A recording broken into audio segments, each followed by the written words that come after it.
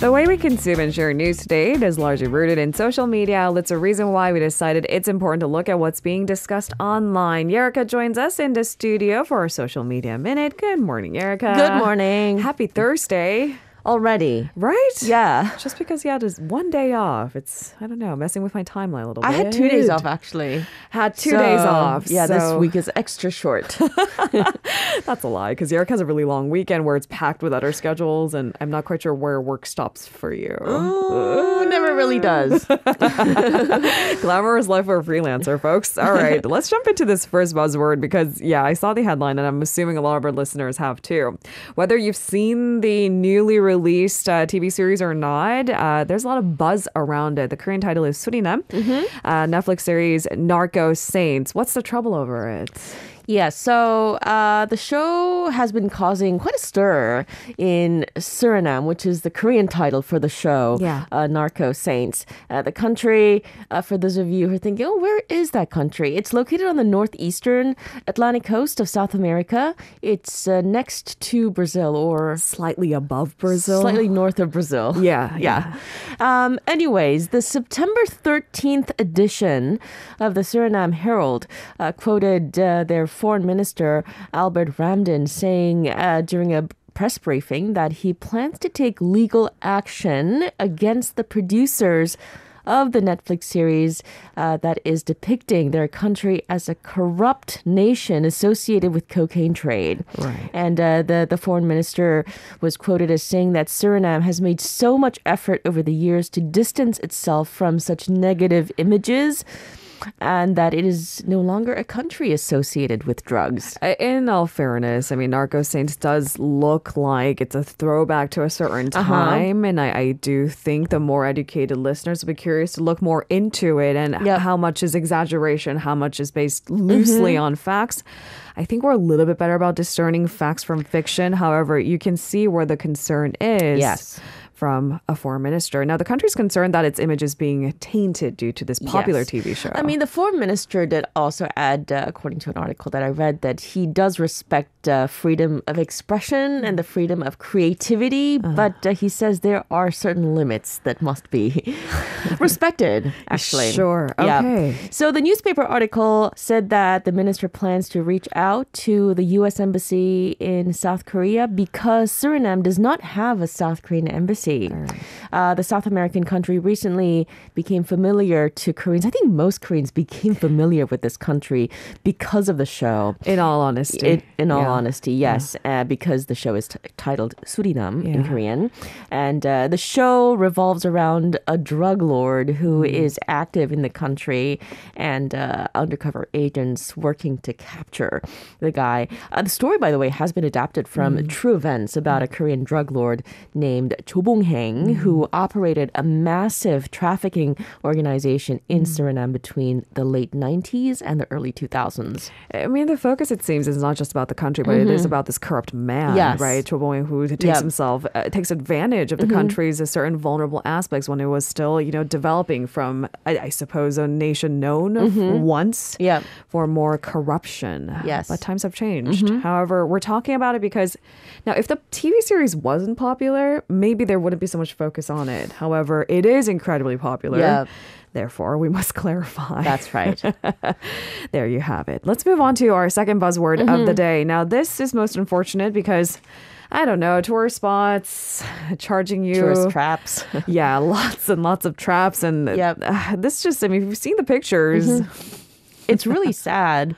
So there we go. We're streaming the picture What's right the now. context? So it all started with a social media post that was shared by an angry customer who recently returned home with a takeout bag containing, the contents of what he ordered. And he was expecting it to be a fabulous meal of, fresh fish. He did pay 90,000 won or $65 for it. And Weolmido is, it's a famous a destination. It's a very popular destination as well among the locals. It's in Incheon. It's by the seaside. So yes, fresh fish from the seaside.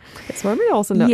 During the summer months, it's cooler too. Anyways, he actually quickly realized that what he found wasn't what he was actually expecting, because the box contained, well, less than fresh looking fish. I mean, even by looking at the photos, it looked like the remnants of, I don't know. Leftovers, exactly. I mean, I'm just being accusatory at this point, but it just doesn't look fresh, and it just certainly doesn't look worth 90,000 And it's sitting on top of some, just a stale looking lettuce leaves. I don't know. But he was upset, so he called the restaurant immediately to ask whether the takeout order that he came home with was in fact the 90,000 won raw fish set that he ordered. And in fact, he asked several times just to make sure, because he was so shocked. And, he was assured that, yes, there was no mistake. Okay, so hence this angry customer went online and shared on social media. Do you think this is worth 90,000 won, essentially? And of course, people chimed sloppy. I mean, I'm not even expecting anything fancy, but come on, 90,000 won is a lot of money. And I guess if the thing is that we should always look for general consensus in these cases, right? And the consensus seems that it just doesn't seem like it's the right packaging or the right food that the person had ordered. Yeah, and since the photo was shared on social media, again, this customer wasn't out to kind of bring down the business. Of course. He was just upset, and he wanted to share his story. Yeah. And since that day, more than 800 comments have been posted underneath the photo, and many people have been expressing their shock. Okay, and it seems that the restaurant finally came forward and issued an apology, a handwritten apology, trying to explain that it won't happen again. Yes, the handwritten apology was written by the son of the owner. The owner is 70 years old, and in the letter it says, "My dad can't write, so he asked me to write this letter, and we sincerely apologize. We have no excuses whatsoever for this." So yeah, a quick apology. I think that's the better and the better road to recovery, right? Because it is about retaining customer trust going forward. I think many times what the customers actually want is just a quick apology. Yeah, actually, even over that the phone. Yeah, I've had times where restaurants send wrong orders. It happens, right? Especially during busy hours where everyone wants to order, right? And all I need is sorry, it won't happen again. And most of us will just move on gracefully. Yeah, and a lot of the customers, they post, comments online, sometimes nasty comments online, because they're so angry, Yeah, don't feel the fire. No. Okay. All right, and on to our final buzzword of the day. Queen Elizabeth's final journey sets a record for apparently most tracked flight in history. Yes, so get this. Nearly 6 million people tried to follow a British Royal Air Force transport aircraft taking Queen Elizabeth II's coffin from Edinburgh in Scotland to London. 6 million people. Yeah, the aircraft is now officially the most tracked flight in history, according to the website Flight Radar 24, where users can track the path of airplanes in the air. I had no idea I had this option. Yeah, you can do that. So there you go. Exactly, in real time. 6 million people knew. I did not. Yep.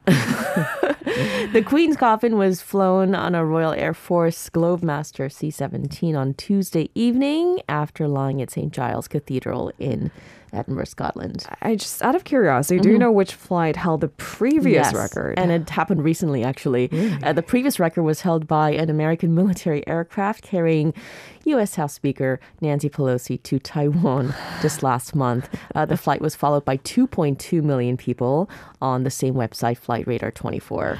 Okay, so that's impressive, right? Yes. I mean, everyone wants to pay their respects. I get it, but these are people trying to live stream. Where is the plane headed next? Exactly. Is it on course? Yeah. Right? So like I said, nearly 6 million people tried to access the website at the same time. The huge traffic caused disruptions to the website. More than 4.79 million people watched on the site and app, and nearly 300,000 watched on a YouTube stream as well. Okay. Yeah. That's a lot of people. That's a lot of people. I've been seeing a lot of news about the Queen's death over the past week or so since, she passed away on September September 8th. And, in some parts of the world, there's an outpouring of love for the former monarch and the late monarch. And in other parts of the world, not so much because of history. Yeah. There's long history there. And to get everybody on the same page, it's tough. But there is also a way to be, I think, respectful while relaying your own sentiments and comments. Yeah. But it's tough. Social media everyone is free for all. We can say anything. And I wish there was a filter where I can make just rude people go away. I assure you there is no filter on social media. There's no filter on... They try. They really do. Yep. But are the bots good at catching just the really nasty ones? No, I don't think so. Because the nasty ones are also apparently creative. Or flying under the radar. Okay, so going back to the story. The name of the transport aircraft is C-17 Glowmaster. If it sounds familiar to you, it's apparently because it was recently deployed to take humanitarian aid and weapons to Ukraine following Russia's invasion. That's right. Okay. So getting back to the flight, Prime Minister Liz Truss and Defense Secretary Ben Wallace were among those waiting at Northolt for the flight carrying the coffin of the late monarch. Many people are paying respects to her. And finally, moving into the processions, the Yes. funeral processions. That's right. I believe President Yoon Suk-yeol will be attending as well. Yep. And we'll be talking about it in detail. Yes. Thank you very much, Erica, for today's coverage. Pleasure. See you tomorrow. See you tomorrow. If you're listening to our program using the podcast service, just a reminder that we do go live Monday through Friday, 7 a.m. Korea Standard Time. So tune in and help us make the show more informative by giving us your input. See you bright and early on Good Morning Seoul.